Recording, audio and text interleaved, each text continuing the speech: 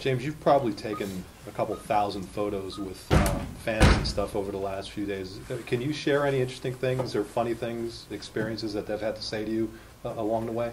To be honest with you, some of the stops are so many that you don't really have time for that. So we kind of got it like a rhythm now. I mean, I think about 170 pictures or something like that. So you don't really have time for that much interaction.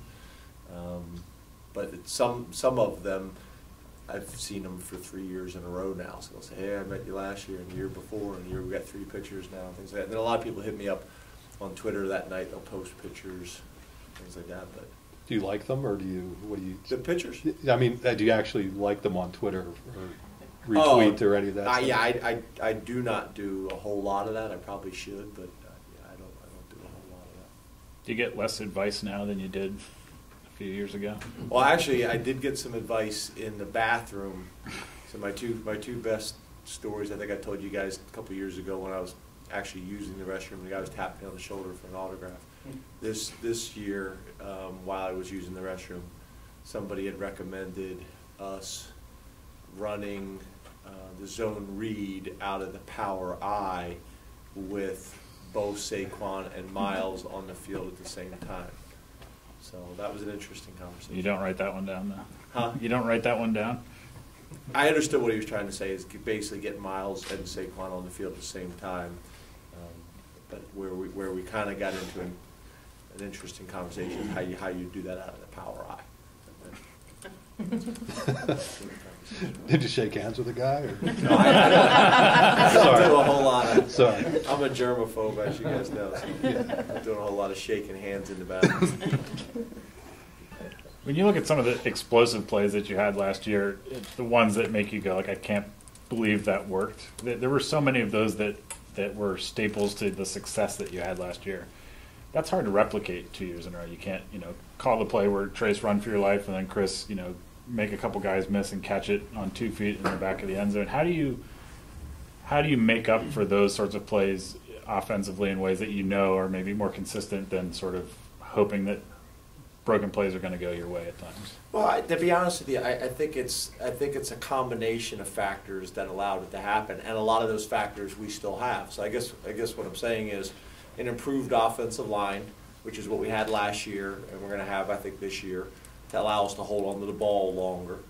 An improved running game, which allows you to suck people up and create one-on-ones with a guy like Saquon Barkley in the backfield. Mike's kind of a unique tight end. I mean, I've been doing this 23 years. I don't know if I've ever been around a guy like Mike in terms of 6'5", 250 pounds, with one of the better vertical jumps on our team, with really good ball skills. He's a guy who can run 4.5. So he's got wide receiver athleticism and a big body. So I think, it has to do with a lot of factors. A quarterback that has mobility and can buy time. Some quarterbacks have mobility, but as soon as they step up, they're done looking downfield. I mean, look at the play that Trace made against against Minnesota to Irving when he stepped up in the pocket and kept his eyes up. So it's all those factors that I think allowed us. What Joe's doing offensively, and then the combination of those other factors. I think if you take one of those ingredients out of it, then it's going to be difficult to replicate in the future. But the fact that I think, still are explosive at the wide receiver position. We have a running back that's going to cause problems for people. They have to make a choice. Do we play a 2-shell and stop the pass game, or do we drop a safety into the box to stop Saquon Barkley? Well, now you put our receivers and tight ends in situations to be one-on-one. So I think we still have a chance to be pretty explosive this year because of all those factors are still returning. You got Chris Godwin, but I think we have enough other wide receivers, including Juwan Johnson, to help us. Were there any of those plays that you look back on and sort of like even you can't believe that it worked out that way? I mean, I think of Chris in the Rose Bowl, catching the bobbled pass. There's just things that I think there were more plays that you go, wow, that was incredibly insane that this has worked successfully. Is there one of those that's even been like, wow, can't believe that happened. No, I wouldn't say. I mean, obviously some of Saquon's runs and things like that. But I think, bobbled passes kind of happen more than you think. Almost like a bobbled kickoff return. The guy drops the kickoff return. How many times you see that go for a big play because the coverage team slows down? So yeah, I don't know if I would necessarily say that. We probably had a couple plays, a couple schemes that we ran that everybody knew we were running at some point during the game, and I know they work like crazy to stop it, and they still have a hard time defending. We did a lot of stuff with corner routes and posts and kind of combinations of both, and we've Trace throws the corner route pretty good. So now if you're able to throw the corner route really well, and then you also have a post as a complementary route off of it, it makes it difficult. Where if you don't throw the corner route real well, then the post is less of a threat. So, yeah, I don't know if there's one specific thing that kind of jumps out in my mind more than How much, if any, of the slow start stuff can you look at now and say, okay, what can we do to fix that? Or is that kind of one of those things where, if it's an execution, can you do that in the off season, or is it more like a wait and see how they do it moving forward? I think it's still kind of what I'd already kind of discussed in the past is, we were one of the younger teams in college football last year, and typically when people game plan, they're going to show you things that they've been planning all week long to use against you that you haven't seen before. And with an older veteran team, you can adjust. You can those guys can adjust quicker, kind of on the fly, kind of throughout the game. Where our guys, we kind of had to get them into the locker room and settle them down.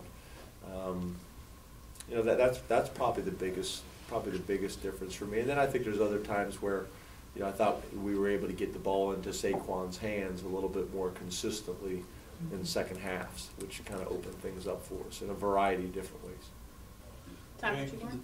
At the spring game, every 2017 commit, a bunch of 2018, or 2017 signing, a bunch of 2018 commits, the guys who weren't committed, but you don't have that many opportunities to get that many guys, future players together.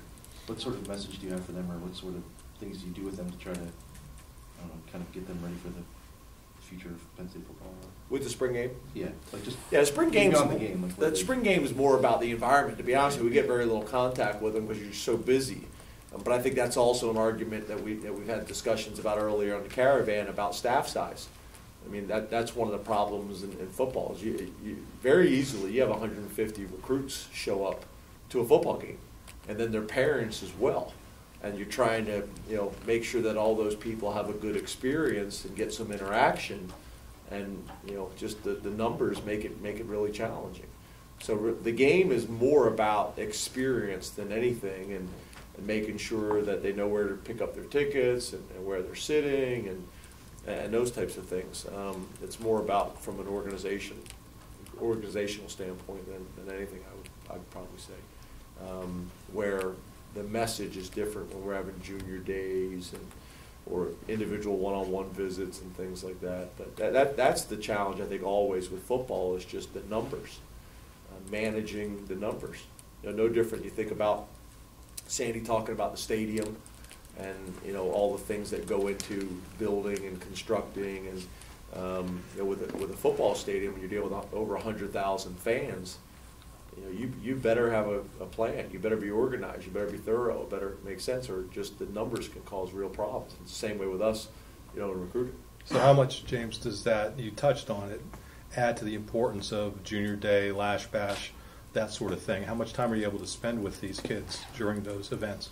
Yeah, that's where what you'd like to do is the old days of the junior day when you had 200 guys show up, you want more days now. So instead of having one big recruiting event, you're probably having 10 recruiting events, and you're trying to do them in small groups so you can really get to know them and they can get to know you, and it's more personal, it's more intimate. But then once again, that's where the problem comes, where now your staff never has a day off, because pretty much either the days that we have organized or the days where you just get calls where recruits want to come up with their families, there's very rarely that there's a weekend off.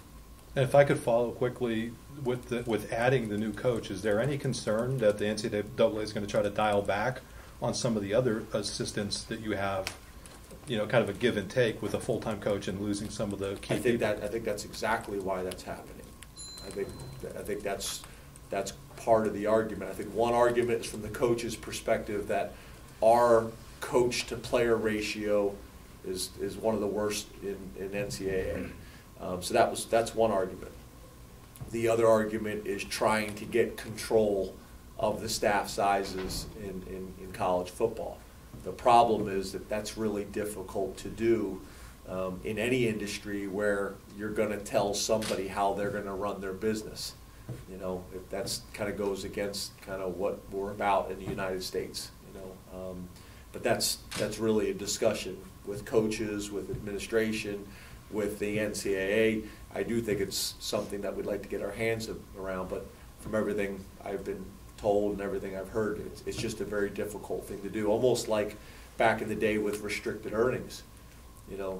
By NCAA rules, and by government rules, you can't you can't tell somebody what they can make. So it's a challenging topic. It's a difficult thing to try to kind of figure out how can you get it done from an NCAA perspective, but that's also going to be legal.